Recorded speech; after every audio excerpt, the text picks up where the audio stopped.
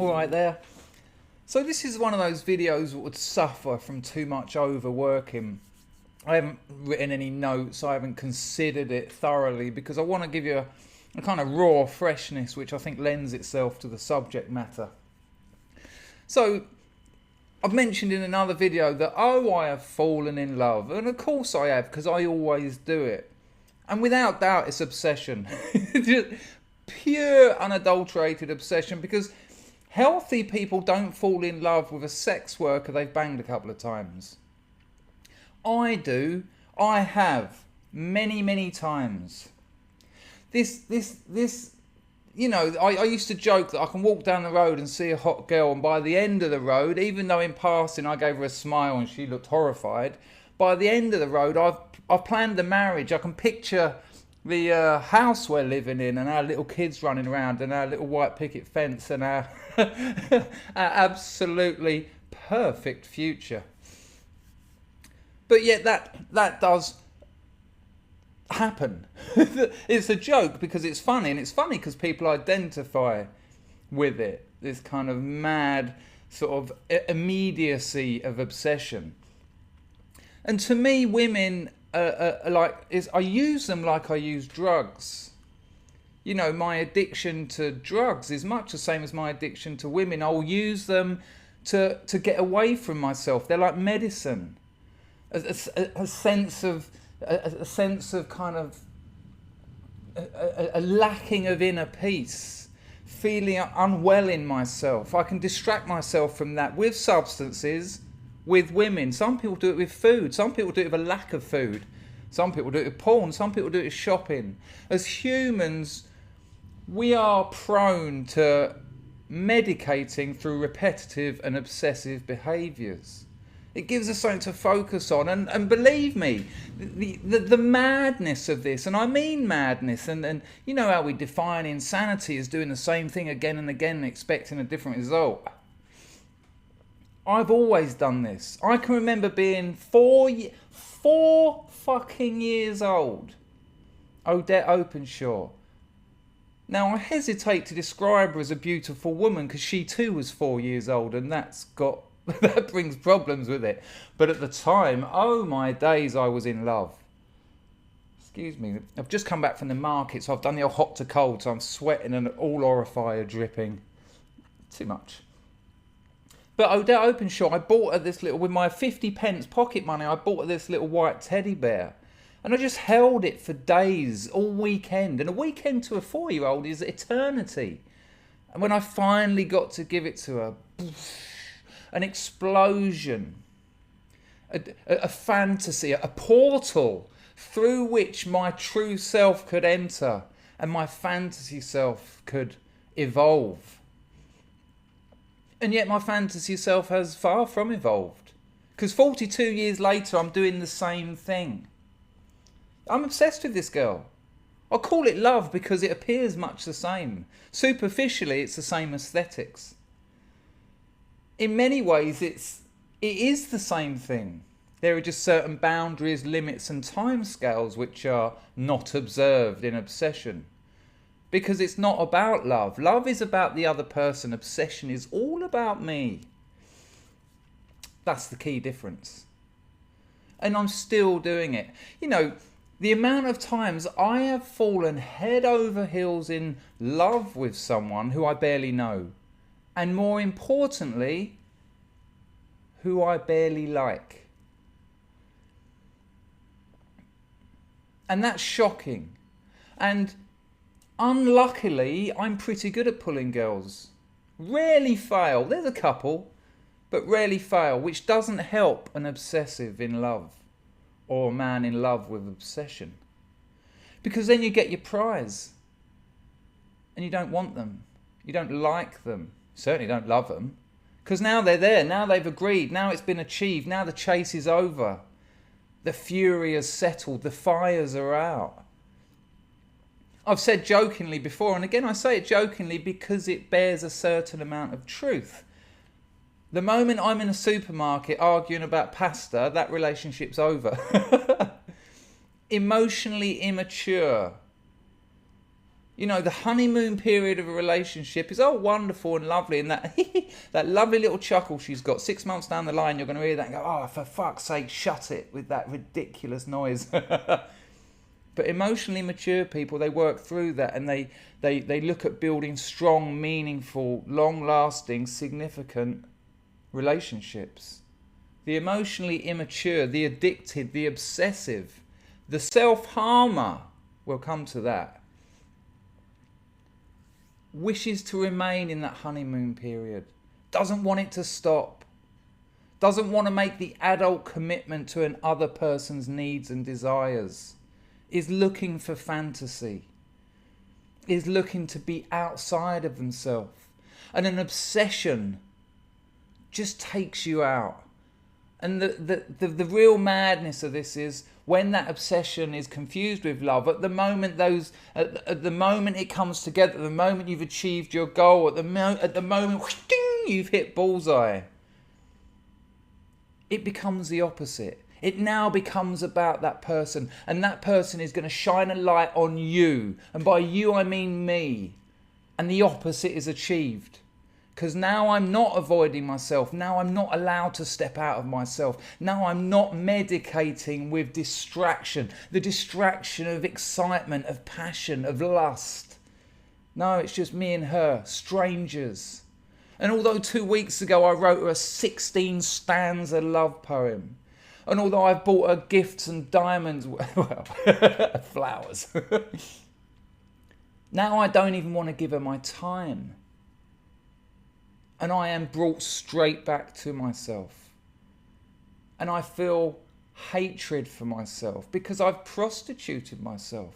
Oh, I love you, I'll give you this, I'll do anything for you, let's have children, oh, I've never felt like this before, etc., etc. The verbals, the endless nonsense of obsession suddenly stop. There you go, you're together, the party's over. Bang. It's now a mirror. This is how I hurt myself. I have fallen in love with so many sex workers. I've had relationships with so many. You know, I don't go into frequently I'll go into a sex working situation just to empty my balls, admittedly, but equally frequently I'll go there looking for love. Because on an unconscious level, the over-determined underside of the split, divided self that we all are, consciousness, oh lovely control, and unconsciousness, the out-of-mind motivations, that's where they can be fueled. Because this is how I can hurt myself. This sex worker I've fallen in love with. Yesterday I went to her bar. Her bar is a brothel. I went there unannounced. Oh, I wanted it to be romantic. I didn't want to arrange it on the phone. I've got her number. I could have just said, "I'll come along at 9, no problem." But no, I wanted it to be a movie. I wanted it to be exciting. I wanted it to be more than it can ever be. So I just strolled in that bar, sat down out the front about 9 o'clock, reluctantly drinking on a Tuesday night, feeling like shit from the weekend, pouring it down my throat. Other women were coming up to me, trying to get me to buy them a lady drink. That's understandable. If you have their company, someone needs to earn some money. But no, I was like, I'm all right. I'm watching the football. Not really. I'm waiting for her to turn up. She'll see me across the brothel, and she'll be excited and shocked, and I can play the stranger in a strange land. Oh, I was just wandering around. I haven't been thinking about you for 24 hours solid. She didn't show. Not a sign. I didn't want to make it obvious I was peeking around the place, ever alert, waiting for it, seizing on it. And then I had to go through the inside of the bar to use the toilet, and there she was, doing a dance for a fat old punter, a customer, much like the dance she done for me in this very room last week. I mean, you don't really want to turn up at a girl's brothel unannounced. Hi, is she here? Oh, she's busy. What's she doing? And then I got the pleasure of wandering around the red light district. I saw her leave. I saw her. I was standing opposite like a lunatic in the rain, just staring at the bar. No shit, this is all happening. This is real. And this is the pain I went there for. Let's not get this wrong. Let's have this right. Because this is even more distracting. This is even more outside of me. This pain, emotional pain is a pinpoint of precision when it comes to avoidance.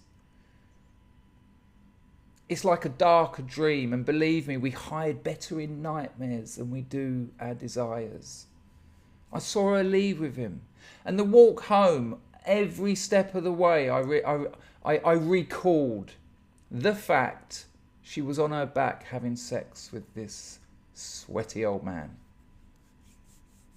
And so this sweaty old man continued walking home, immersed in my distraction, not thinking about the world, not thinking about my life, not thinking about reality, not thinking about the day-to-day goings-on of life, but thinking about this crazy little world I'd created, this crazy world of pain and lust and desire and abandonment and all the things I know so well that I create time and time again and I put out there time and time again. Self-hatred, self-loathing. Fall in love with another sex worker half your age. Oh, it will happen again. And I know all this. I know all this, and today I woke up and no, this is fucking crazy. You got work to do. There's things you need to do.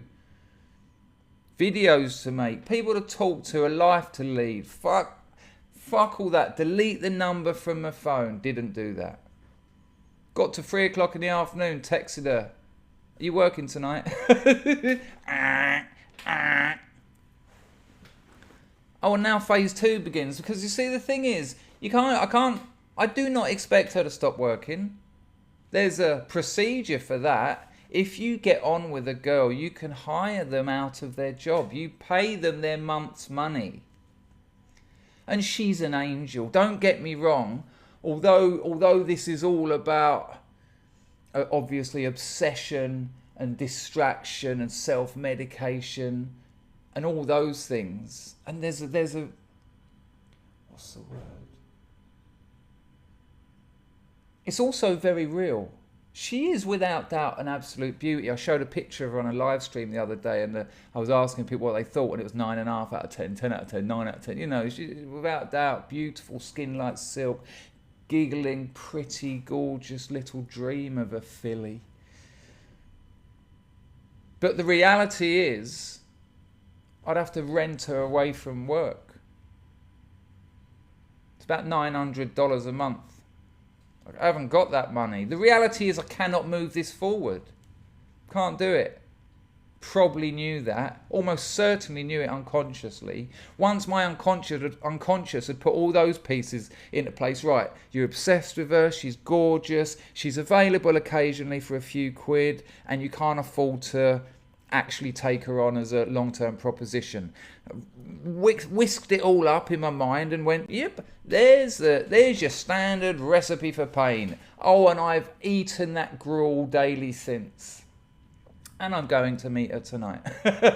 So, if any of my particularly generous patrons want to stick $800 in the PayPal, I'll hire her for the month. I'll tell her, I'll say, you've got to make some videos. Oh, steady. But yeah, the madness of it.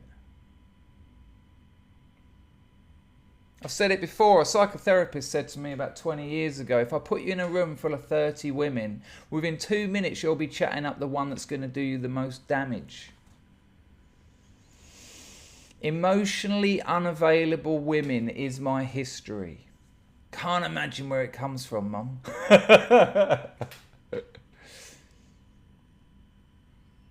You know.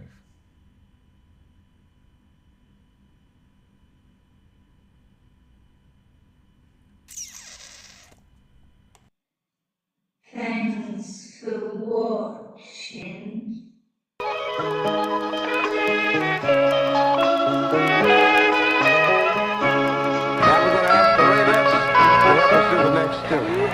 Teka, meron lagi.